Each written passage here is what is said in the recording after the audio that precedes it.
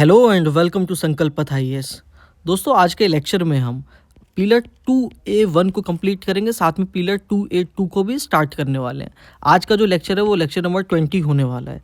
हमने अपने पिछले लेक्चर में इनकम टैक्स के old tax regime, new tax regime, इन सबको भी समझ लिया था। तो आज का लेक्चर स्टार्ट करते हैं कुछ मिसलिनियस कंसेप्ट के साथ जो कि डायरेक्ट टैक्सेस के हैं। आप जो है कुछ भी डाउट हो तो प्लीज़ कमेंट सेक्शन में पूछिए। टेलीग्राम चैनल संकल्प पथ आईएएस, जिसका लिंक आपको डिस्क्रिप्शन में मिलेगा, उसको भी ज़रूर से ज्वाइन कर लीजिए।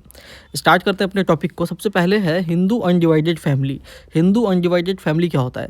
तो समझो हिंदूज़ हो गए, बुद्धिस्ट, जैन, सिख्स, ये सब जो लोग हैं ये अपने फैमिली मेम्बर सारे मिल के एक हो जाते हैं और अपने जितने भी एसेट्स हैं उन सबको मिला के एक हिंदू अनडिवाइडेड फैमिली फॉर्म करते हैं अंडर इनकम टैक्स एक्ट। इसमें आपको बस इतना ही समझना है कि ये जो है सिर्फ और सिर्फ इनकम टैक्स की बेनिफिट के लिए, मतलब थोड़ा सा इनकम टैक्स हमारा बच जाए, इसके लिए हिंदू अनडिवाइडेड फैमिली को फॉर्म किया जाता है बस। अगला है प्रिजम्पटिव टैक्सेशन। अब सोचो, जो सैलरीड एम्प्लॉयड है वो तो सीधे सीधे उसका हिसाब लग जाएगा कि साल में इतने रुपए का टैक्सेबल इनकम है, उस पर वो जो है टैक्स दे देगा। जो कंपनीज़ हैं उनका भी सीधा सीधा हिसाब है कि जो भी उनका प्रॉफिट हुआ होगा उस पर वो कॉरपोरेशन टैक्स दे देंगे। लेकिन समझो ऐसे जो सेल्फ एम्प्लॉयड फ्रीलांसर्स हो गए, consultant, professionals, lawyer, doctor, fashion designers, ये सब जो लोग हो गए, इनका तो कुछ खास तरीके का अकाउंट नहीं होता मेंटेन। तो इन लोगों को कौन सा टैक्स देना होगा? Income tax, corporation tax? तो इस चीज़ में कन्फ्यूज़न ना हो इसीलिए सरकार क्या लेके आई? प्रिजम्पटिव टैक्सेशन सिस्टम लेके आई। तो इन लोगों को प्रिजम्पटिव टैक्सेशन सिस्टम के तहत टैक्स देना पड़ता है। ये एक तरह का समझो इनकम टैक्स ही है। अब कैसे लगेगा इन पे? मान के चलो कि कोई जो सैलरी एम्प्लॉयड नहीं है, बिजनेसमैन वगैरह, ये सब मैंने बात कर लिया। अब इन लोगों को जितना भी फ़ायदा हुआ है, ग्रॉस इनकम हुआ है, मैं ग्रॉस इनकम की बात कर रहा हूँ, प्रॉफिट की बात नहीं कर रहा हूँ, ग्रॉस इनकम हुआ है, उस पर सरकार क्या कहेगी कि हम समझेंगे कि आपका मतलब मान के चलो X% यानी 20%, 25% सरकार के हिसाब से कि आपको इतना प्रॉफिट हुआ होगा, तो इस प्रॉफिट पे हम आपको इनकम टैक्स आपको देना पड़ेगा। ठीक है, आप पे हम इनकम टैक्स लगाते हैं। समझ गए आप? तो इसको क्या कहते हैं? प्रिजम्पटिव टैक्सेशन कहते हैं। अभी हमने पहले देख लिया था कि इनकम टैक्स जो कि एग्रीकल्चरल इनकम के अलावा यूनियन गवर्नमेंट लगा सकती है, तो उस पर क्या अभी देखा? टैक्सेबल इनकम में जो है वो इंडिविजुअल टैक्स, इनकम टैक्स लगा सकती है, कॉरपोरेशन टैक्स लगा सकती है, साथ में अभी हमने देखा तीसरा प्रिजम्पटिव टैक्सेशन भी लगा सकती है। प्रोफेशनल टैक्स जो हमने देखा था पहले वाले लेक्चर्स में कि स्टेट गवर्नमेंट लगाती है, वो कॉन्स्टिट्यूशन ने क्या रखा कि 25,000 रुपये पर पर्सन से ज़्यादा स्टेट गवर्नमेंट नहीं लगा सकती, ये प्रोफेशनल्स के लिए, लेकिन इसमें फार्मर्स इंक्लूडेड नहीं होते। अगला है एडवांस टैक्स। एडवांस टैक्स किसको कहते हैं उसको समझ लेते हैं। मान के चलो कि कोई भी कंपनी है या इंडिविजुअल है, वो क्या करते हैं कि पूरा एक फाइनेंशियल ईयर पहले कंप्लीट हो जाता है, फिर उनका जितना भी टैक्सेबल इनकम होता है, प्रॉफिट होता है, उस पर वो इनकम टैक्स देते हैं। लेकिन सरकार को जो बीच में खर्चा हो रहा है साल के बीच में, उसके लिए पैसा कहाँ से आएगा? तो उसके लिए सरकार क्या लेके आई? Advance tax. सरकार ने ये कहा कि भाई आप जो है ना, आप ना हर एक क्वार्टरली बेसिस पे जो है अपना टैक्स दे दीजिए हमको।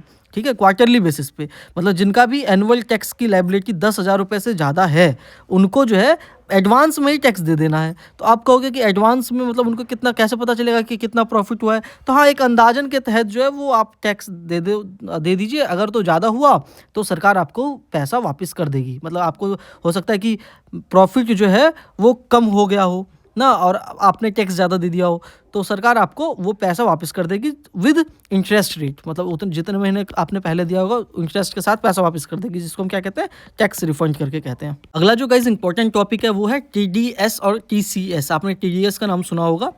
TDS का फुल फॉर्म क्या होता है? Tax deducted at source. ठीक है, अब TDS समझो कि जो ऐसे हाई वैल्यू इनकम ट्रांजैक्शंस के लिए होते हैं। अब सरकार जो है वो ट्रैक करे पेमेंट को, इनकम को, ताकि लोग टैक्स इवेजन, ब्लैक मनी ये सब ना कर पाएँ। इस वजह से सरकार क्या करती है? TDS काटती है। TDS कब काटा जाता है? समझो आपने कोई सामान वामान खरीदा है, मतलब ज़्यादा वो वैल्यू सबका है, तो बायर्स जो है वो पहले से ही आपका TDS काट लेगा और वो वाला पैसा जो है वो सरकार को दे देगा। आप चाहे तो वो TDS का पैसा सरकार से वापस ले सकते हो फॉर्म वॉर्म फिल करके। ठीक है, वैसे ही TCS होता है, टैक्स जो कलेक्ट किया जाता है एट सोर्स। इसमें कौन कलेक्ट करता है टैक्स? सेलर कलेक्ट करता है टैक्स। अब इसको कंफ्यूज बिल्कुल मत कीजिएगा, अभी मैं इसको डिटेल में समझाने वाला हूँ आपको।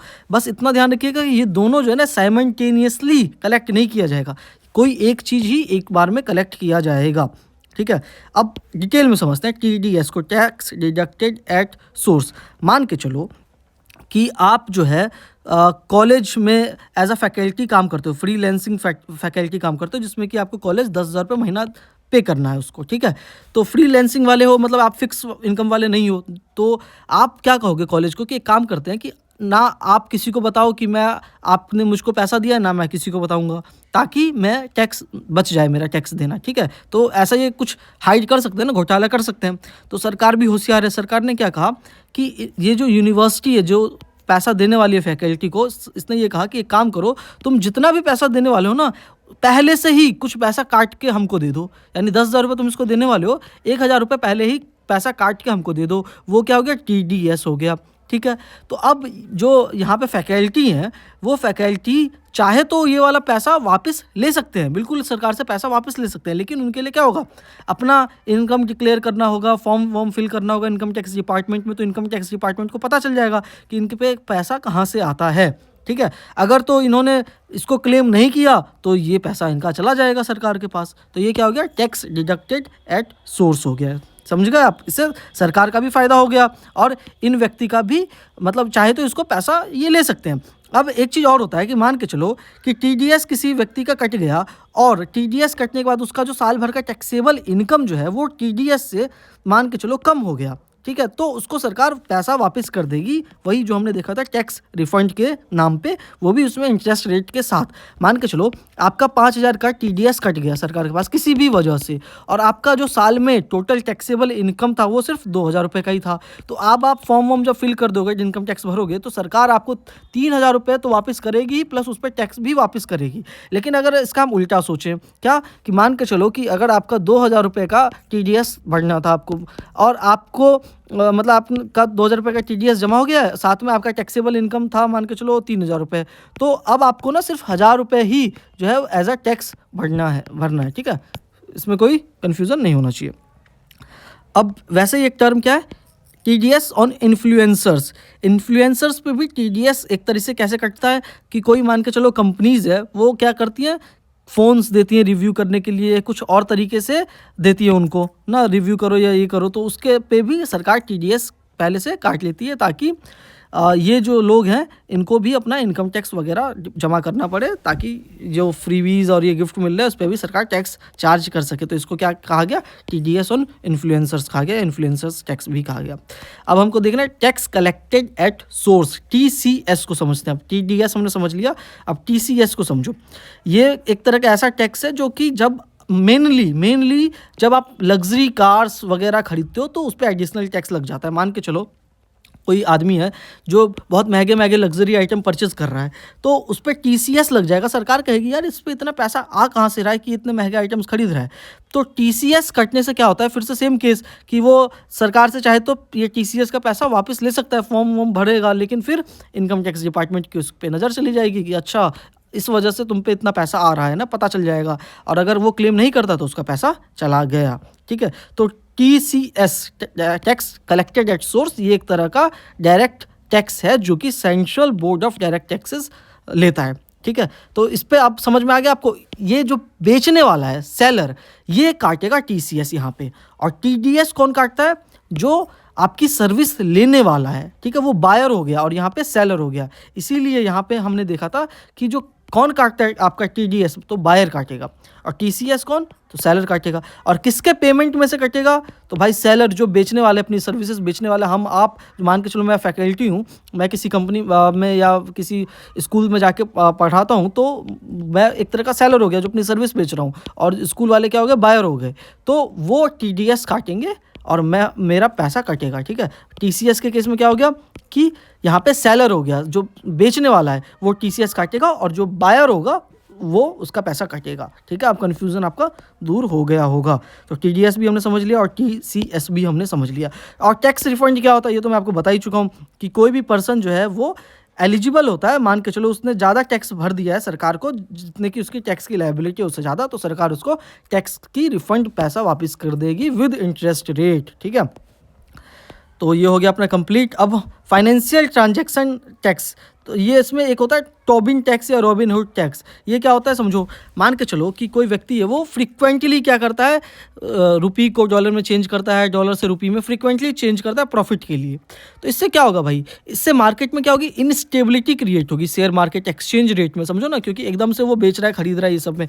तो सरकार के ने इसका सॉल्यूशन ये निकाला कि हम इस पर टैक्स लगा देते हैं। टैक्स ये लगाएंगे तो क्या होगा, ये इतनी जल्दी बेचेगा खरीदेगा नहीं। इतना खरीदने बेचने पर सरकार ने क्या कर दिया, टैक्स लगा दिया, जिससे कि अब ये जितने भी स्पेक्युलेटिव इन्वेस्टमेंट्स थे वो ना हो सके और ग्लोबल इकोनॉमी जो है वो स्टेबलाइज हो सके, करेंसी रेट जो है वो स्टेबलाइज हो सके।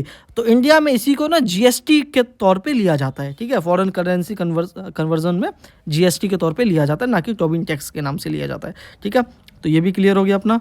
उसके अलावा सिक्योरिटी ट्रांजैक्शन टैक्स और कमोडिटी ट्रांजैक्शन टैक्स, तो एसटीटी हम वैसे पहले देख चुके हैं, लेकिन फिर बता देता हूँ आपको। एसटीटी जो होता है वो लिया जाता है किसी भी प्रोजेक्ट के या शेयर जो वगैरह जो हम खरीदते हैं ना, उसका जो सेल और परचेज होता है उस पे एसटीटी लिया जाता है, ठीक है। जितने भी शेयर्स वगैरह आप जो परचेज करते हो उस पे एसटीटी लगता है। कमोडिटी ट्रांजैक्शन टैक्स, जैसे कि नाम से पता चला है, कमोडिटीज़ पे जो भी नॉन एग्रीकल्चरल कमोडिटीज़ का ट्रेड होगा कमोडिटी एक्सचेंज पे, तो उस पर सीटीटी लिया जाएगा। ये बहुत कम होते हैं, देख लो आप 0.001 से लेकर 2% तक होता है, और सीटीटी आपका हो गया 0.01%, ठीक है। तो इन दोनों को कलेक्टिवली कहें तो हम क्या कहेंगे, इन दोनों को मिला के फाइनेंशियल ट्रांजैक्शन टैक्स कहते हैं, मिला के, ठीक है। सरकार ने बजट 2024 में एसटीटी को फ्यूचर ऑप्शंस पे इंक्रीज भी कर दिया था, ठीक है। अब ये टैक्स कौन देता है, एसटीटी या सीटीटी? क्या शेयर खरीदने वाला देता है या शेयर बेचने वाला देता है? तो यार इतना हमको डीप में नहीं जाना है, ठीक है, ये सर ने भी यहाँ पे ये बता रखा है। अब इसी को देखो शॉर्ट फॉर्म में चार्ट से आप समझ सकते हो कि कोई सेलर है, सेलर शेयर बॉन्ड वगैरह जिसको बेचना है उस पर, तो एक तो कॉस्ट प्राइस रहा होगा, उस पर जितना उसको प्रॉफिट चाहिए तो वो मिला के क्या हो गया, सेलिंग प्राइस हो गया। तो ये जो प्रॉफिट जितना इसको होगा, उस प्रॉफिट पे इसको क्या देना पड़ेगा, कैपिटल गेन टैक्स देना पड़ेगा, जो कि हमने पहले में देखा था कि जो भी आप शेयर वगैरह बेचते हो उस पर जो प्रॉफिट होता है उस पर कैपिटल गेन टैक्स देना पड़ता है, लगभग 30% का, तो बिटकॉइन वगैरह पे, तो ठीक है। उसके अलावा दूसरा चीज़, जो बायर है ना, जो बायर है उसको क्या देना पड़ेगा, डिविडेंड्स मिलेगा, उसको इंटरेस्ट मिलेगा, क्योंकि जो भी शेयर वगैरह परचेज करेगा तो उस पर उसको इनकम टैक्स देना पड़ेगा, ठीक है। तो जो इनकम टैक्स डिपार्टमेंट है, देखो यहाँ से उसको कैपिटल गेन टैक्स मिल रहा है, यहाँ से उसको इनकम टैक्स मिल रहा है। स्टेट गवर्नमेंट को स्टैम्प ड्यूटी का टैक्स मिल रहा है, ठीक है। स्टैम्प ड्यूटी जो सेल करते हैं, जो भी आपका शेयर वगैरह बिकते हो, अगर स्टैम्प ड्यूटी होता है ना उसमें, तो स्टैम्प ड्यूटी टैक्स भी स्टेट गवर्नमेंट को जाता है। उसके अलावा सेलिंग प्राइस पे एसटीटी जो भी हमने देखा था, सिक्योरिटी ट्रांजैक्शन टैक्स, वो भी कटता है। तो सोच रहे हो इनकम टैक्स डिपार्टमेंट को हर तरफ से टैक्स मिल रहा है भाई, ठीक है। अब कैपिटल गेन टैक्स, जिसमें कि यूनियन टैक्स गवर्नमेंट द्वारा जो लिया जाता है, वो हमने देख लिया कि कोई भी capital asset, home, share, bond, इन सब पे जो टैक्स लिया जाता है capital gain tax. Security transaction tax, ये भी यूनियन गवर्नमेंट द्वारा लिया जाता है, और ये सारा एप्लीकेबल होता है selling price of share, bond या दूसरी सिक्योरिटीज़, ठीक है। Whether irrespective of whether seller is making profit या लॉस, ठीक है। एसटीटी जो है ना, उससे कोई फर्क नहीं पड़ता है एसटीटी पे कि प्रॉफिट हुआ है या लॉस हुआ है सेलर का, ठीक। डिविडेंड डिस्ट्रीब्यूशन टैक्स, डीडीटी, ये भी यूनियन गवर्नमेंट द्वारा लिया जाता है, ये एप्लीकेबल होता है डिविडेंड जो भी कंपनी आपको देती है, शेयर होल्डर्स को देती है। स्टैम्प ड्यूटी क्या होता है भाई, स्टैम्प ड्यूटी स्टेट गवर्नमेंट लेती है, किस चीज़ पे, ये एक तरह का समझो कि लीगल एग्रीमेंट होता है ना किसी भी चीज़ का, तो लीगल एग्रीमेंट के लिए जो आप पेपर बनवाते हो उस पर state government stamp duty charge करती है। अब मैं बताऊं कि शेयर बॉन्ड वगैरह को हम तो देखें कि तो डिजिटली सब हम बाई सब करते हैं, सेल करते हैं, तो उस पर जो है स्टेट गवर्नमेंट पे पैसा कैसे जाता है, तो उन सब पे क्या होता है ना, शेयर बॉन्ड वगैरह पे स्टैम्प ड्यूटी, जो भी आपका पैसा कलेक्ट होता है वो पहले यूनियन गवर्नमेंट के पास चला जाता है, और यूनियन गवर्नमेंट जो है वो हिस्सा स्टेट गवर्नमेंट को वापस दे देती है, ठीक है। मतलब जिसने भी बाई किया होगा, वो जो बायर है जिस स्टेट से भी बिलोंग करता होगा, डोमिसाइल उसका जहाँ का होगा, स्टेट गवर्नमेंट, सेंट्रल गवर्नमेंट उसको पैसा उस स्टेट गवर्नमेंट को दे देगी। तो ये अपना कंप्लीट हो गया गाइस 2A1, ठीक है। 2A1 अपना कंप्लीट हो चुका है। कुछ भी डाउट हो प्लीज़ कमेंट सेक्शन में आप पूछिए। तो अब हम स्टार्ट करते हैं पिलर 2A2, ठीक है। 2A1 में हमने मेनली डायरेक्ट टैक्सेस को देखा था, 2A2 में हम इनडायरेक्ट टैक्सेस और जीएसटी को देखने वाले हैं पिलर 2A2 में, ठीक है। इनडायरेक्ट टैक्सेस हम देखेंगे, पिग्वियन टैक्सेस क्या होता है, फिर बाकी जो मिसलीसियस टर्म्स होते हैं, कैसकेटिंग इफेक्ट्स, जीएसटीज़, बहुत सारे टॉपिक्स हैं इसमें भी, ठीक है। तो हमको देखना है आराम से। वैसे मैंने जैसे कि पहले वाले लेक्चर्स में बता रखा है, इस वाले पूरे पिलर से मुश्किल से 1 से 2 क्वेश्चन आने के चांसेस होते हैं। तो ये गाइज आपको डिसाइड करना है कि आपको कितना टाइम देना है। आप चाहो तो वीडियोज़ को 1.5x इन सब पे भी देख के ख़त्म कर सकते हो जल्दी जल्दी, ठीक है। अब हम आ गए हैं इनडायरेक्ट टैक्सेस पे। अब सबसे पहले एक चीज़ आपको ध्यान रखना है, इनडायरेक्ट टैक्स का नाम से ही पता चल रहा है हमको कि आप जो है ना पैसा किसको दोगे, सेलर को दोगे, यानी जो कि सामान आपको बेच रहा है उसको आपने टैक्स का पैसा दोगे और फिर सेलर जो है वो गवर्नमेंट को पैसा दे देता है। ठीक है, तो वो क्या हो गया, इनडायरेक्ट टैक्सेस। डायरेक्ट टैक्सेस में क्या था, डायरेक्ट ही जो है गवर्नमेंट के पास पैसा चला जाता था। तो हमने देखा कि सेंट्रल गवर्नमेंट में क्या होता था ना, कि मतलब डायरेक्ट टैक्सेस में तो उनका अलग अलग डिपार्टमेंट होता था। सेंट्रल बोर्ड ऑफ हमने देखा था डायरेक्ट टैक्सेस, दूसरा था central board of indirect taxes. लेकिन जब स्टेट गवर्नमेंट की बात करें तो स्टेट गवर्नमेंट का ऐसा कोई दो अलग डिपार्टमेंट नहीं होते डायरेक्ट टैक्स या इनडायरेक्ट टैक्स के लिए, उनका एक ही डिपार्टमेंट है जो ये दोनों काम करता है। ठीक है, अब एक जो भी हम इसमें पढ़ने वाले हैं ना, उसका एक देखो यहाँ पे चार्ट टाइप का बना रखा है मैंने, कि जितने भी आपके मेन इनडायरेक्ट टैक्सेस हैं आप उसको एक बार देख लीजिए। जो भी इंपोर्ट या एक्सपोर्ट पे लगता है उसको हम कहते हैं कस्टम ड्यूटी, ये भी इनडायरेक्ट टैक्स होता है। दूसरा, मैन्युफैक्चरिंग ऑफ 5 हाइड्रोकार्बन प्रोजेक्ट्स पे, 5 हाइड्रोकार्बन प्रोजेक्ट्स कौन कौन से होते हैं ये हम आगे देखेंगे। अभी आप समझ लो पेट्रोल डीजल्स जो हो गए उस पर सरकार क्या लगाती है, एक्साइज ड्यूटी लगाती है। तीसरा, गुड्स एंड सर्विसेज पे जीएसटी लगता है, ये भी एक तरह का इनडायरेक्ट टैक्स है। बाकी के जो टबैको प्रोजेक्ट्स हो गए उस पर भी जीएसटी और एनसीसीडी नाम का एक टैक्स लगता है, वो एक तरह का इनडायरेक्ट टैक्स है। ठीक है, तो ये हैं कुछ अपने मेन इनडायरेक्ट टैक्सेस।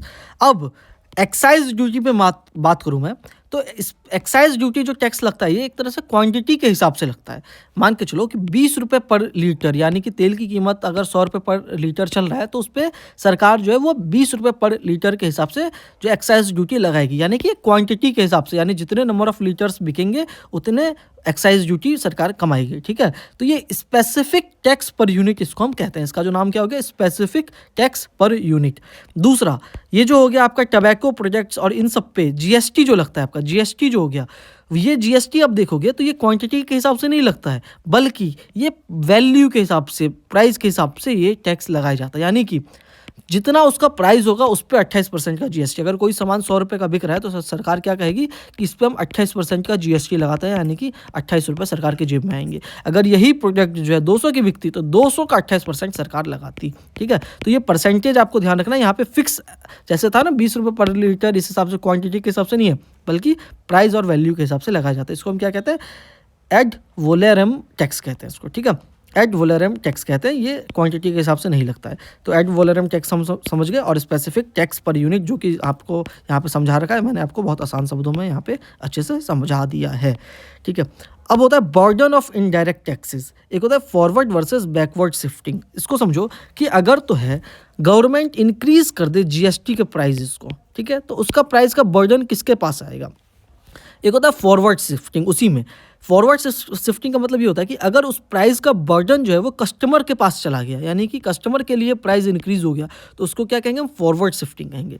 अगर वहीं पे जो प्राइस का जो बर्डन है वो जो सेलर है उसने अपने ऊपर ले लिया, कैसे, प्रॉफिट कम करके, तो उसको हम क्या कहेंगे, बैकवर्ड शिफ्टिंग कहेंगे। ठीक है, तो अभी देखो मान के चलो एग्जांपल के साथ हम समझते हैं कि आइसक्रीम पे पहले 18% का जीएसटी लगता था, अब 28% सरकार ने कर दिया। तो फॉरवर्ड शिफ्टिंग में ये होगा कि कोई व्यक्ति है उसने क्या किया कि आइसक्रीम पे ही प्राइस इंक्रीज कर दिया ताकि उसका प्रॉफिट मार्जिन जो है वो बना रहे, तो प्राइस जो है किसके लिए बढ़ गया, कस्टमर्स के लिए इंक्रीज हो गया। बैकवर्ड शिफ्टिंग में ये होता कि वो प्राइस नहीं बढ़ाता आइसक्रीम का, बल्कि अपना जो प्रॉफिट, अगर मान के चलो उसने 20 रुपये लगाता होगा तो प्रॉफिट कम कर देगा ताकि ये जो 28% जो इंक्रीज हुआ है वो एडजस्ट हो सके, प्राइस सेम रहे। तो इससे क्या हुआ, प्रॉफिट कम हो गया, तो समझो जो नौकरी करते होंगे उसके यहाँ हो सकता है उनकी सैलरी भी वो कम कर दे। ठीक है, तो ये क्या हो गया, बैकवर्ड शिफ्टिंग हो गया। अब यूजुअली अगर मैं बात करूं तो एसेंशियल मेडिसिन्स या एसेंशियल्स आइटम में क्या होता है ना, यूजुअली फॉरवर्ड शिफ्टिंग ही होता है। हर केस में ज़्यादातर क्या होता है कि सरकार जीएसटी बढ़ाती है तो नॉर्मल आदमियों के लिए भी, हम आप जैसे लोगों के लिए भी प्राइस जो है वो इंक्रीज हो जाता है। बैकवर्ड शिफ्टिंग होता है समझो ऐसे केसेस में जहाँ पे बहुत ज़्यादा कंपटीशन है किसी चीज़ में, मतलब कोई आइटम ऐसा है जिसमें बहुत सारे जो है कस्टमर्स के पास मौजूद हैं, मतलब विकल्प मौजूद हैं, तो उसके केस में क्या होता है, बैकवर्ड शिफ्टिंग वाला जो है वो लगा लेते हैं, वो अपना प्रॉफिट कम कर लेते हैं ताकि उन्हीं का लोग सामान खरीदते रहें। एक क्वेश्चन आ गया है, consider the following statement, burden of a tax on a commodity is independent of who buyer और seller, it is explicitly imposed upon. Burden of tax on a commodity depends on the slope of the demand and supply curves. इन दोनों में से कौन सा question answer सही है, please करने की एक बार कोशिश कीजिए, फिर मैं आपको बताता हूँ सही आंसर क्या है इसका। 5 सेकंड का टाइम, ठीक है। ये फिर करेक्ट आंसर बताता हूँ आपको। पहला जो स्टेटमेंट है वो कि बर्डन ऑफ टैक्स किसी कमोडिटी पे इंडिपेंडेंट है कि हु बायर और सेलर, मतलब कोई भी बायर हो या सेलर हो, it is explicitly imposed upon. ठीक है, ये वाला स्टेटमेंट भी अपना क्या है, करेक्ट है, पहला वाला स्टेटमेंट। ठीक है, वो इंडिपेंडेंट है बर्डन ऑफ टैक्स कि बायर और सेलर किसके ऊपर वो जाता है। ठीक है, वो तो मर्जी है ना कि चाहे प्राइस इंक्रीज हो या डिक्रीज हो। दूसरा, बर्डन ऑफ टैक्स कमोडिटी जो डिपेंड करता है स्लोप ऑफ डिमांड और सप्लाई कर्व पे। बिल्कुल सही बात है, अभी हमने देखा कि डिमांड पे भी जो है वो डिपेंड करता है कि किसी चीज़ का अगर समझो डिमांड बहुत ज़्यादा है तो उस पर जो है बर्डन ऑफ टैक्स जो हो जाएगा वो हो जाएगा फॉरवर्ड शिफ्टिंग। डिमांड ज़्यादा है तो सेलर जो क्या कर देगा, प्राइस को इंक्रीज़ कर देगा, और वहीं पे डिमांड कम होता तो यहाँ पे दूसरा हो जाता बैकवर्ड शिफ्टिंग। ठीक है, तो यहाँ पे क्या हो गया, बोथ 1 और 2 जो ऑप्शन अपना करेक्ट हो गया। कुछ भी डाउट प्लीज़ कमेंट सेक्शन में पूछिए। अगला है इनडायरेक्ट टैक्सेस के मेरिट्स और डिमेरिट्स को समझते हैं हम। मेरिट्स क्या है, फ़ायदा समझते हैं पहले। कन्वीनियंट है, क्यों? क्योंकि इसमें पैसा कौन कलेक्ट करता है, सरकारी कोई कर्मचारी नहीं, बल्कि ऑनरेरी ट्रेडर्स कलेक्टर्स, जिसको हम कहते हैं अनपेड टैक्स कलेक्टर्स, यानी कि आपके लिए दुकानदार हो गया या कोई जहाँ से भी आप सामान खरीदते हो वो आपके लिए टैक्स कलेक्ट करता है, जीएसटी, और वो फिर जाके सरकार को पैसा देता है। ठीक है, उसके अलावा इलास्टिक होते हैं, मतलब कि यहाँ पे सरकार थोड़ा सा भी चाहे पैसा बढ़ा दे तो सरकार का बहुत ज़्यादा लार्ज रिवेन्यू जो है ना उस पर असर होता है। क्यों? क्योंकि ये सबके लिए इफेक्टिव करता है ना। हर कोई अगर बिस्किट के पे सरकार जीएसटी बढ़ा दे तो सरकार का एकदम से बहुत ज़्यादा फ़ायदा हो जाएगा, क्योंकि हर कोई बिस्किट खरीद रहा है ना, गरीब से गरीब, अमीर से अमीर व्यक्ति।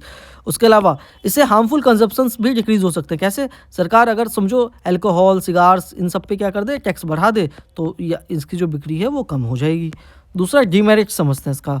डीमेरिट्स में पहला रिग्रेसिव है, मतलब कि अमीर हो या गरीब सबको बराबर पैसा देना है, वो हम पहले समझ चुके हैं, रिग्रेसिव प्रोग्रेसिव।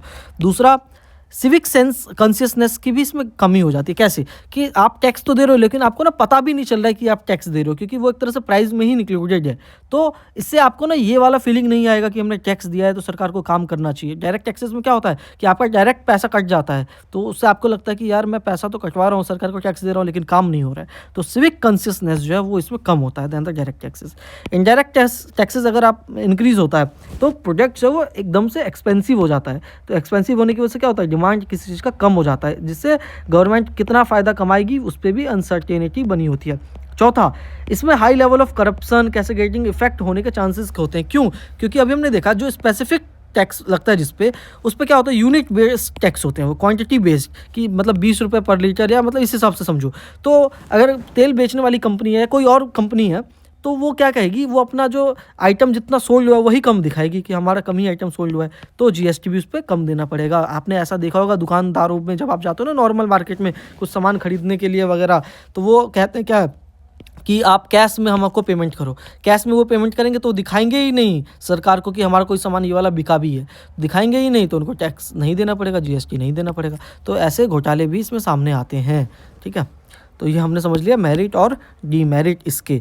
अब पिगवेंट टैक्स किसको कहते हैं? पिगवेंट टैक्स समझते हैं इसको। देखो, किसी बाहरी तरीके से कोई पॉजिटिव या नेगेटिव इम्पैक्ट पड़ता है इकोनॉमी में, मतलब किसी थर्ड पार्टी से रिलेटेड, मान के चलो इसी मतलब वजह से जो इंग्लिश इकोनॉमिस्ट थे आर्थर सी पेगवे, इन्होंने क्या कहा कि कंपनीज़ को ना क्या करना चाहिए, ऐसे जो नेगेटिव एक्सटर्नलिटीज़ होती है जैसे कि पॉल्यूशन, सिगरेट, अल्कोहल, इन सब पे ज़्यादा सरकार को टैक्स लगाना चाहिए। समझ रहे हो आप, इन सब पे सरकार को ज़्यादा टैक्स लगाना चाहिए। क्या? तो क्योंकि ये समाज को नुकसान पहुंचा रहे हैं। तो इसी को हम क्या कहते हैं, पिगोवियन टैक्स कहते हैं, पिगोवियन टैक्स करके कहते हैं इसको हम, क्योंकि इससे हम अपने जो इकोनॉमी है उसमें समझो नेगेटिव इम्पैक्ट पड़ रहा है ना। सरकार अब समझो ऐसे जो आइटम्स अगर ज़्यादा बिकेंगे मार्केट में, पॉल्यूशन ज़्यादा क्रिएट हो या सिगरेट वगैरह, तो अपना लोगों को नुकसान होगा। तो सरकार को इन सब पे ज़्यादा टैक्स लगा के रखना चाहिए ताकि लोग कम से कम इसको खरीदें।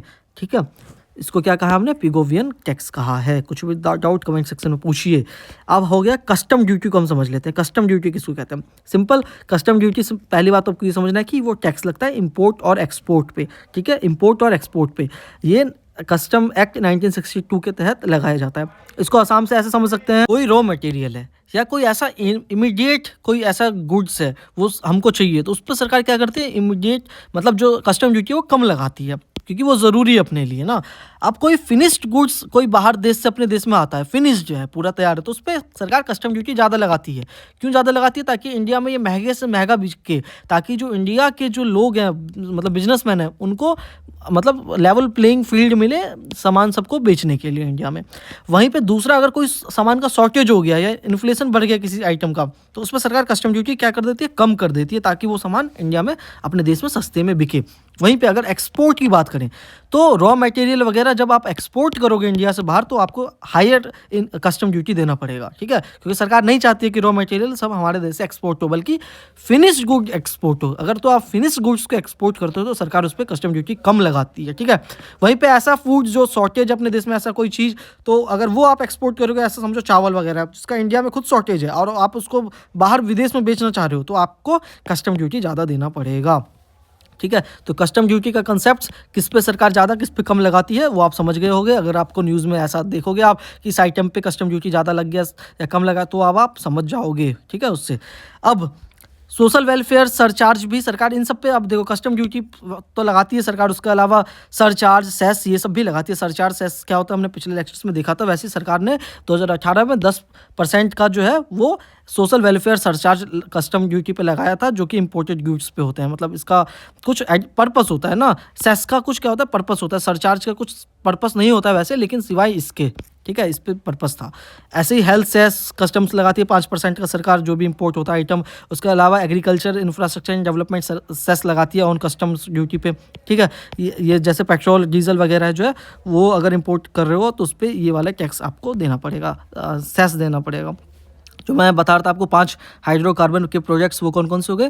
क्रूड ऑयल हो गए, पेट्रोल हो गया, डीजल हो गया, एविएशन टर्बाइन फ्यूल, जो कि एविएशन सेक्टर में जो आपको प्लेन वगैरह उड़ाने के लिए चाहिए होता है, उनको हम हाइड्रोकार्बन प्रोजेक्ट कहते हैं। जो 5वां नेचुरल गैस। तो ये 5 हो गए आपके हाइड्रोकार्बन प्रोजेक्ट, जिस पे कि सरकार एक्साइज ड्यूटी लगाती है, ठीक है? अब इनडायरेक्ट टैक्सेस भी होता है एक्साइज ड्यूटी, तो हमको पता है। अब समझो पेट्रोल डीजल के प्राइस जो हैं वो हाई ही क्यों रहते हैं? मतलब हमने ऐसे देखे ना कि सरकार जो है इंटरनेशनल मार्केट में तो प्राइस कम हो गया, फिर भी अपने देश में सरकार प्राइस बढ़ाते जा रही है।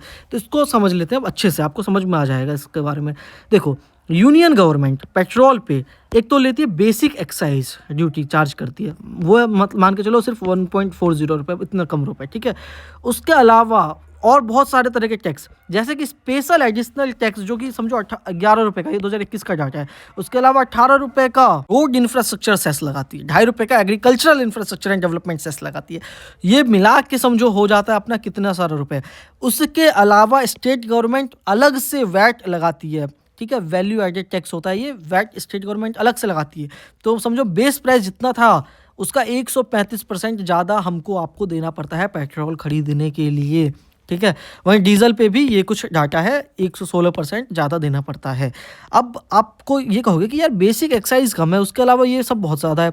तो क्यों पता है? बेसिक एक्साइज यूनियन गवर्नमेंट को स्टेट गवर्नमेंट के साथ भी लगभग 41%, जो कि फाइनेंस कमीशन तय करता है, उसके हिसाब से स्टेट गवर्नमेंट को भी पैसा देना पड़ता है बेसिक एक्साइज पे। लेकिन ये जो बाकी के जो सरकार ने सेस सरचार्ज सब लगा रखा है ना, उस पर सरकार, केंद्र सरकार को स्टेट गवर्नमेंट को पैसा नहीं देना है। उसी तरीके से स्टेट गवर्नमेंट जो वैट लेती है उसको भी ये पैसा यूनियन गवर्नमेंट को नहीं देना है, ठीक है? तो ये सरकार का क्या होता है, बहुत ज़्यादा इस पर इनकम होता है।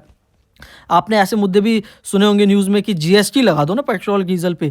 जीएसटी अगर समझो हाईएस्ट इस समय 28% का स्लैब है, 28% का स्लैब भी लग जाएगा तो मुश्किल से 5 से 6 रुपये पर लीटर जो है वो यूनियन और स्टेट गवर्नमेंट कमाएगी, ठीक है? क्योंकि बेसिक प्राइस पे जीएसटी लगेगा तो अपने लिए क्या हो जाएगा, बहुत ज़्यादा सस्ता हो जाएगा पेट्रोल डीजल। लेकिन स्टेट गवर्नमेंट, यूनियन गवर्नमेंट के लिए क्या हो जाएगा, बहुत ज़्यादा नुकसान हो जाएगा। इस वजह से वो नहीं चाहते हैं कि जीएसटी पेट्रोल डीजल पे लगाया जाए, समझ रहे हो आप? इसीलिए वो नहीं चाहते हैं, ताकि उनका, नहीं तो रिवेन्यू क्या हो जाएगा, कम हो जाएगा रिवेन्यू उनका, ठीक है?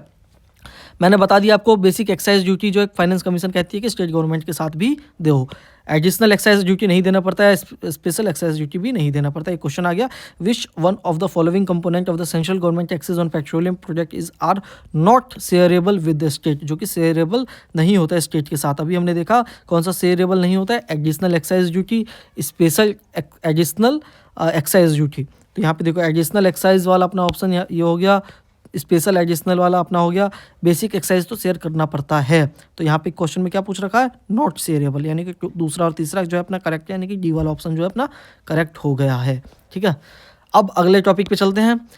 जो एडिशनल डिफरेंशियल एक्साइज ड्यूटी लगाया जाता है अनब्लेंडेड पेट्रोल पे। अभी आपको पता होगा कि E20 अब फ्यूल जो है मार्केट में आ रहे हैं, मतलब कि 20% जो एथेनॉल ब्लेंडिंग वाले फ्यूल आ रहे हैं। तो सरकार क्या चाहती है कि उसको प्रमोट किया जाए। तो इस वजह से सरकार ये कहती है कि अब ऐसे फ्यूल जिसमें एथेनॉल ब्लेंडेड पेट्रोल नहीं होगा, उस पर क्या होगा कि हम 2 रुपये पर लीटर का additional differential excise duty tax लगाएंगे। समझो, additional tax state government central government लगाती है, ठीक है, 2 रुपये पर लीटर का। लेकिन जो एथेनॉल ब्लेंडेड पेट्रोल है उस पर 0 रुपये, मतलब उस पर कोई टैक्स नहीं लगता है। क्यों? ताकि मतलब इनकरेज करे सरकार की अनब्लेंडेड पेट्रोल जो है वो बिजनेसेस जो है उसको अब ज़्यादा से ज़्यादा प्रमोट करें, यूज़ किया जाए उसको। ठीक है, अगला है wind fall taxes. Wind fall taxes किसको कहते हैं, इसको समझ लेते हैं। मान के चलो कि अभी जो है अपने अंबानी साहब, वो जो है उनकी कंपनीज़ है, ठीक है, रिफाइनरीज़ की, तो वो इंडिया में जब बेचते हैं तो उनको सिर्फ 106 रुपये प्रति लीटर के हिसाब से मान के चलो बेच रहे हैं, एग्जांपल ले रहा हूँ मैं आपको। अब वहीं पे फ्रांस में वो बेचेंगे ना तो 160 रुपये प्रति लीटर के हिसाब से, मतलब कि वहाँ पे उनको ज़्यादा प्राइस मिल रहा है। तो वो क्या करेंगे, वो ज़्यादा अपना आइटम कहाँ बेचेंगे, फ्रांस में बेचेंगे ना, समझ लो ना, फ्रांस में ज़्यादा आइटम बेचेंगे। तो फ्रांस में जब बेचेंगे तो इंडिया में क्या हो जाएगी, उस आइटम की कमी हो जाएगी, इंडियन लोगों के लिए प्राइस इंक्रीज़ हो जाएगा। तो सरकार ने क्या कहा कि भाई हम आप पे क्या लगाएंगे, विंड फॉल टैक्सेस लगाएंगे, तो आपको फ्रांस में बेचना भी महंगा पड़े। इससे क्या होगा कि अब वो नहीं बेचेंगे बाहर के देशों में, इंडिया में ही बेचेंगे। देखो, आप ये कह सकते हो कि हमको तो एक्सपोर्ट बढ़ाना चाहिए ना, तो बिल्कुल भाई एक्सपोर्ट बढ़ाना चाहिए, लेकिन नॉट मतलब इस चीज़ पे नहीं कि हमारे देश में भी उस चीज़ की कमी हो जाए। ठीक है, तो अभी नॉर्मली वैसे देखो आप, तो फ्रांस में भले रेट ज़्यादा है पेट्रोल का, मतलब आम पब्लिक के लिए नहीं, मतलब जो कंपनीज़ के लिए। तो यहाँ पे नॉर्मली दिनों में फ्रांस का क्या है, डिमांड ही बहुत ज़्यादा कम है ना, उनको इतना ज़्यादा तेल चाहिए ही नहीं, तो ये कितना ही बेच लेंगे उनको ना। लेकिन जैसे अभी देखा हमने, जो रसिया यूक्रेन का वॉर चलने लग गया, तो रसिया यूक्रेन के दौरान क्या हो गया, इन लोगों ने रसिया से तेल खरीदना बंद कर दिया। तो अब इंडिया के जो मैन्युफैक्चरर्स हैं उनको क्या हो गया कि हाँ भाई मज़े आ गए कि अब तो यहाँ से डिमांड बढ़ गया, तो अब यहाँ पे हम ज़्यादा बेचेंगे।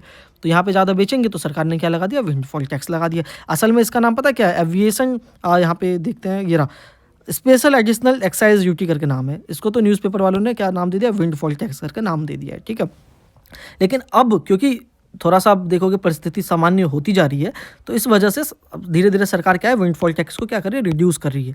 क्यों? क्योंकि सरकार ने देखा कि अब इनका प्रॉफिट तो बाहर के देशों में भी बेच के ज़्यादा नहीं हो रहा है ना, अपने देश में भी ठीक ठाक चल ही रहा है, तो विंडफॉल टैक्स सरकार अब कम करती जा रही है। ठीक है, अब पेट्रोल डीजल अब पे तो हमने देख लिया, जीएसटी अभी सरकार नहीं लगा रही है। लेकिन अगर हम इलेक्ट्रिसिटी की बात करें, जो पेट्रोल डीजल से बनके इलेक्ट्रिसिटी बनती है ना अपने देश में, जो इलेक्ट्रिसिटी आती है, तो इलेक्ट्रिसिटी पे प्रेजेंटली कोई भी जीएसटी नहीं लगा है। State government electricity duty charge करती है, आपको ये ध्यान होना चाहिए। इलेक्ट्रिसिटी पे भी कोई भी इस समय जीएसटी नहीं लगता है। तो आप कहोगे बिजली बिल अगर आप देखोगे ना तो उस पर जीएसटी का भी कंपोनेंट होगा, तो वो भाई सर्विस का अलग से लिया जाता है, वो मतलब समझो इलेक्ट्रिसिटी देने का नहीं है, वो अलग से जो कंपनीज आप तक पहुँचा रही है उसका चार्ज लिया जा रहा है। अब हमको समझना डायनामिक फ्यूल प्राइसिंग सिस्टम को समझो आप। अभी कौन डिसाइड करता है कि अपने देश में पेट्रोल डीजल का प्राइस कितना रहे, कौन डिसाइड करता है? तो पहले क्या था, पास्ट में बात करें तो 1970 से लेकर 2002 तक एडमिनिस्ट्रेटर जो है वो डिसाइड करते थे प्राइस का मैकेनिज्म, एपीएम जिसको हम कहते हैं। ठीक है, मतलब जो सरकार तय करती थी कि कितना होना चाहिए प्राइस इन सब का। तो उसमें क्या होता था कि तेल वाली जो कंपनीज उनको लॉस भी हो जाता था, सरकार कहती थी अरे चुनाव का समय है, तेल के प्राइसेस को कम करो, तो तेल की कंपनी का नुकसान ना हो, इस वजह से सरकार क्या कहती थी कि जितना भी आपको लॉस होगा ना, उतना रुपये हम आपको एज अ बॉन्ड के रूप में 10 साल 20 साल के बाद वापस कर देंगे। ठीक है, ऐसा उन्होंने वादा किया। लेकिन फिर 2002 के बाद उन्होंने देखा कि यार ये तो हमारा नुकसान हो रहा है, केंद्र मतलब सेंट्रल गवर्नमेंट का नुकसान हो रहा है। तो गवर्नमेंट ने धीरे धीरे क्या किया कि जो प्राइस फ्यूल प्राइस पे से अपना कंट्रोल कम कर दिया, ताकि वो खुद से ही रेट वगैरह तय किया जा सके। उसको क्या कहेंगे हम, डायनेमिक फ्यूल प्राइसिंग सिस्टम। ये डिसाइड कौन करता है, जो ऑयल मार्केटिंग कंपनीज है वो खुद इसका प्राइस डिसाइड करती है, जो भी इंटरनेशनल मार्केट में प्राइस चल रहा है उस हिसाब से। ठीक है, तो अब दिक्कत ये हो गया कि अब जो भी उन्होंने उस समय वादा कर रखा था कि मतलब बॉन्ड्स वगैरह का, तो अब जो प्रेजेंट की गवर्नमेंट है उसको वो वादा पूरा करना पड़ेगा, पैसा उसको वापस देना पड़ेगा। तो अब इस समय अगर इंटरनेशनल मार्केट में प्राइस अगर तेल का कम भी हो जाए ना, तो अभी आप देखोगे कि अपने लोकल एरिया में प्राइजेस कम नहीं होते हैं। क्यों नहीं होते हैं? क्योंकि जो अपनी केंद्र सरकार है वो उसका ये बहाना होता है कि हमको रीपे करना है, वो जो बॉन्ड्स के प्राइजेस है ना, अब उन कंपनीज को रीपे करना है, तो ये उनका बहाना होता है। लेकिन भाई समझो कि अब बॉन्ड के प्राइजेस है वो उसका भी टाइम अभी आया नहीं है, 2030-32 तक का है, तो सरकार फिर भी नहीं चाहती है कि समझो एक बार जो सरकार को टैक्स मिलने लग रहा है, सरकार नहीं चाहेगी कि उसको बंद किया कर दिया जाए, ठीक है। तो अब डायनेमिक प्राइजेस हो गया, ठीक है, अब समझ में आ गया ना डायनेमिक प्राइजेस। तो अब इंटरनेशनल मार्केट में जैसे कम होगा तो वैसे नॉर्मली भी कम होना चाहिए था, ठीक है। अब मिनरल्स पे रॉयल्टी टैक्स लगता है, इसको समझ लेते हैं। एक देखो ये काम कैसे करता है। मान के चलो कि कहीं पे कोई मिनरल मिला है, मतलब वहाँ से खुदाई होने वाली है, तो अब क्या होगा, जो सेंट्रल गवर्नमेंट है वो क्या कहेगी कि जीएसटी हम लगाएंगे, आपका जो भी आप ना सप्लाई वगैरह कर रहे हो उस पर जीएसटी लगाएंगे। स्टेट गवर्नमेंट क्या कहेगी कि भाई हमने आपको जो ज़मीन दी है वो ज़मीन हमारी है, तो उस पर तो आपको एक्स्ट्रा टैक्स देना पड़ेगा, सेस देना पड़ेगा। उसके अलावा क्योंकि आप जो है माइनिंग राइट्स ले रहे हो उस पर आपको रॉयल्टी भी देना पड़ेगा। तो मतलब स्टेट गवर्नमेंट ना ज़्यादा टैक्स ले रही है, तो इस पर सरकार ने कहा, मतलब अपने जो अपनी केंद्र मतलब जो कोर्ट है उन्होंने क्या कहा कि हाँ भाई ये सही है, ऐसा मतलब कॉन्स्टिट्यूशन में लिखा हुआ है कि ये चार्ज कर सकते हैं लैंड पे भी, ठीक है। तो ये अपना हो गया जो रॉयल्टी टैक्स, ठीक है। तो इसमें इंडियन सीमेंट का तमिलनाडु का केस था, जो कि रॉयल्टी टैक्स ये अब कोर्ट केस में जीत गई है। तो अब जो कोर्ट है उन्होंने फैसला दिया है कि 2005 से लेकर 24 तक का जितना भी ड्यू अमाउंट है वो देना पड़ेगा आपको। लेकिन अब सीधी सी बात है कि भाई उतने दिन तक का स्टेट गवर्नमेंट तो कह रही है हमको इंटरेस्ट भी दो, लेकिन कोर्ट ने कहा नहीं भाई इंटरेस्ट कहाँ से दे पाएंगे, एकदम से आप कोई टैक्स लेके आ जाओ तो फिर कहाँ से पैसा दे पाएंगे वो, ठीक है। उसके अलावा कुछ छोटे मोटे टॉपिक्स जैसे कि solid waste management cess, solid waste management जैसे कि नाम से पता चल रहा है कि अर्बन लोकल बॉडीज़ जो हैं वो कुछ अलग से 30 रुपये 50 रुपये पर मंथ चार्ज करते हैं, ताकि मतलब सॉलिड वेस्ट का मैनेजमेंट किया जा सके, तो प्रॉपर्टी टैक्स के साथ लगाया जाता है। हिमाचल वाटर सेस, प्रदेश का जो गवर्नमेंट है उसने क्या कहा, हाइडल जो भी प्रोजेक्ट्स होते हैं उस पर वाटर सेस वो लगाने लग गई। तो जो हाई कोर्ट है, हिमाचल के हाई कोर्ट, उसने क्या कह दिया कि भाई अनकॉन्स्टिट्यूशनल है, क्योंकि तुम ऑलरेडी इलेक्ट्रिसिटी ड्यूटी चार्ज कर रहे हो, ठीक है, जो है तुम एक्स्ट्रा चार्ज नहीं कर सकते, एक्स्ट्रा टैक्स चार्ज नहीं कर सकते हो। तो देखा आपने हिमाचल पर हाई कोर्ट ने तो यहाँ देखो यहाँ पे कह दिया कि आप एक्स्ट्रा चार्ज नहीं कर सकते हो, लेकिन यहाँ पे आपने देखा कि यहाँ पे जो मुद्दा था तमिलनाडु का, तो वहाँ पे हाई कोर्ट ने क्या कहा कि हाँ रॉयल्टी वाले मुद्दे में वो एक्स्ट्रा टैक्स जो है वो चार्ज कर सकती है। तो अपने देश में ये सब भी चलता रहता है, ठीक है। अब गाइज ये भी आपने देख लिया। उसके अलावा कैस्केडिंग इफेक्ट्स, मतलब जो भी नेगेटिव इफेक्ट होता है इनडायरेक्ट टैक्सेस का, तो इसमें हम डिटेल में ये सब नहीं जाने वाले हैं। जो भी अपना मेन इंपॉर्टेंट मुद्दा था वो हमने देख लिया। वैसे इसमें ना एक हम देखेंगे आईटीसी, इनपुट डायरेक्ट क्रेडिट। तो ये हम पता है कब हमको समझ में आएगा, जब हम जीएसटी पढ़ लेंगे ना कि बिफोर जीएसटी और आफ्टर जीएसटी टैक्स में क्या क्या बदलाव हुए हैं, तो वो सब हम जब देख लेंगे कब, जब हम जीएसटी को समझ लेंगे ना। तो अब आज के लेक्चर में भी इतना ही रखते हैं, अगला वाला जो लेक्चर होगा अपना उसमें हम जीएसटी को कंप्लीट कर लेंगे, ठीक है। जीएसटी एक इंपॉर्टेंट टॉपिक है, इसको हम कंप्लीट कर लेंगे, तो इससे जीएसटी से कंप्लीट होने से क्या हो जाएगा, अपना 2A2 जो है वो कंप्लीट हो जाएगा, ठीक है। तो कुछ भी डाउट हो प्लीज़ कमेंट सेक्शन में पूछिए यार। और एक चीज़ मैं बता दूं कि अपना जो कोर्स है ना वो टाइम से बिल्कुल कंप्लीट होगा, तो आप उसके लिए चिंता मत कीजिए बिल्कुल भी। देखो consistency is the key, consistent है हम, ये आपको पता है। देखो कभी कभी टाइम नहीं मिल पाता है और भी बहुत सारे काम होते हैं, लेकिन मैं कोशिश करता हूँ कि वीडियोस रेगुलर लाऊं, भले ही कम टाइम का ही क्यों ना हो, ठीक है। तो हमको कंसिस्टेंट रहना है, लगभग रोज़ वीडियोस लानी है, ताकि टाइम से कंप्लीट ये आपका हो जाएगा, ठीक है। बाकी आपको कुछ भी डाउट हो प्लीज़ कमेंट सेक्शन पूछिए। आपके सजेशंस के लिए आपको बहुत बहुत धन्यवाद। चैनल को सब्सक्राइब कीजिए। मिलते हैं अपने अगली वीडियो में, तब तक के लिए बहुत बहुत धन्यवाद।